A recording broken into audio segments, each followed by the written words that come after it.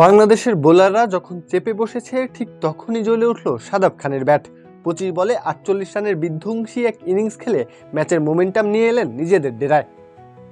12তম ওভারে তাণ্ডব চালাতে থাকা সালমান আলী আঘা যখন হাসান মাহমুদের শিকার হয়ে ফিরে গেলেন তখন ক্রিজে আসেন শাদাব খান।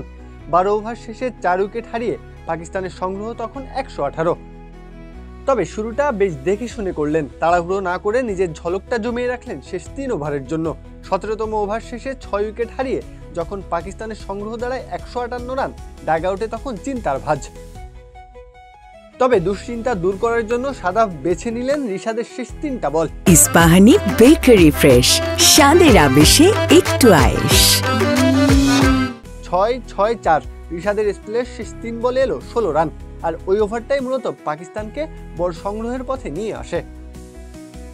এক পর্যায়ে যখন মনে হচ্ছিল পাকিস্তান 180 রানের মধ্যেই হয়তো ইনিংসের ইতি টানবে, সেই সময়টাই শাদাব খানের তাণ্ডব আর তাতে ভর করেই 20 ওভার শেষে পাকিস্তান তুলেছে 201 রান।